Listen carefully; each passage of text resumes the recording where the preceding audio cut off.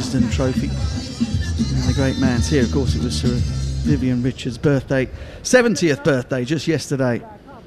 And the island celebrated that in fine style. But red ball reset for England. It's looking pretty much like meet the new boss, same as the old boss at the moment at 17 for 2. As Searles is in. And ball wide of the off stump. Passes harmlessly through to Josh De Silva behind the crease as Dan Lawrence attempts to dig himself in. He's got another opportunity here as an England player. Lawrence in his 9th Test match, 354 runs at 27, 350s, highest score of 81 not out. He's a player of great confidence and great promise. One or two technical quirks, but he more than makes up for that in run-making know-how. Searles is in once more. It's the outside half of the bat, runs out to backward point, and there is no run. Yeah, you mentioned the great man and his birthday being celebrated yesterday. March indeed is the best month of the year. But just getting back to this pitch here recently 41 as well. Today, aren't you? 41?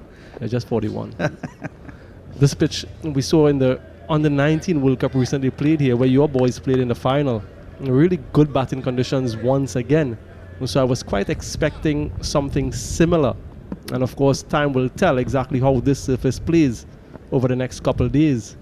But Westindies did bowl Sri Lanka out for 169 in that first test just over 12 months ago. Searles in again, and it's again wide. Lawrence gets a really good sighter of it, but the ball does seem to just sit in the surface a tiny bit and jag away from the right-handed batsman.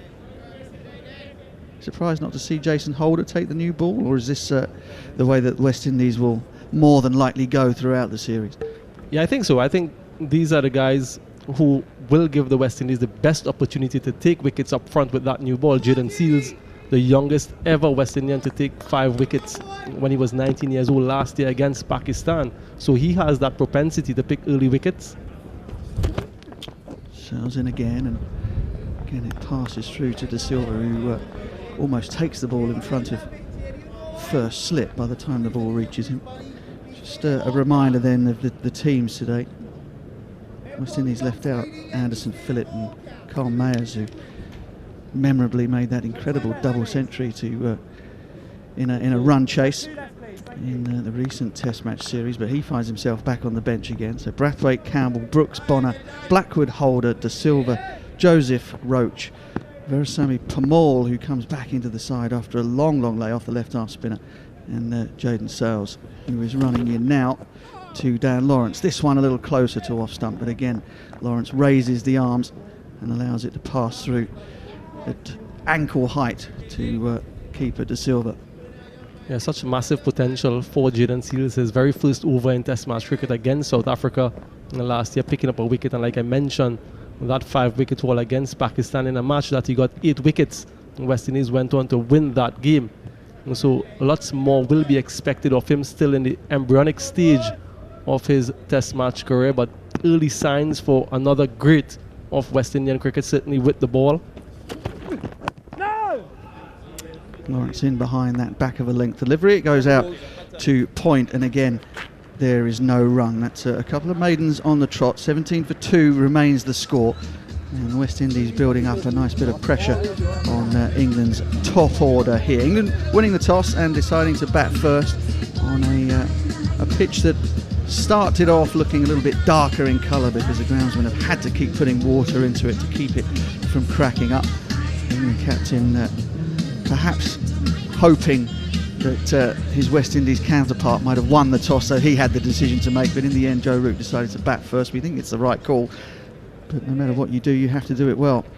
Much has been spoken about the reset for England. Much was spoken about sort of the honest conversations the team have been having around the camp in the lead up to the Test match, as Roach is in once more. Root knocks it to mid-on and they scamper through for a single. Excellent reaction from Dan Lawrence. Any hesitation there and there may well have been trouble, but the England batsmen rotate the strike. Yeah, that's what you want to see. You want to see batsmen having that intent, if not looking for boundaries. Obviously rotating the strike. It's Test match cricket. Runs is the currency. But the West Indies too, they have been in that transition period for such a long time. We mentioned Operation Red Ball Reset for England and for their red ball game. But the West Indies too have been in that transition for such a long time, still yet to find peak form in red ball cricket. When does a transition become simply a rut? It's a question that England and West Indies supporters are probably asking themselves. Yeah, but every series you have that anticipation and expectation that this might be the series where the batsmen in particular can come good, because for both these teams, the bowlers for the most part have produced the goods. It's the batting that has let them down. Lawrence at the Andy Roberts end faces Roach, who again wide on the crease, just this one full, but probably about 8th stump away, and goes straight through to De Silva. I mean, yeah, a lot of chat from the England camp about how positive things have been in the lead up to this Test match, but I'm always reminded of, I think it was the great Mike Tyson who said, you know, all of the chat and all the talk about how great your training's been, it's all well and good in the lead up, but it all changes when someone punches you on the nose. And at the moment, England have been bopped in the early exchanges, as Roach is again probing, looking to try and hit the off stump, but Lawrence is equal to it in defence, and there's no run.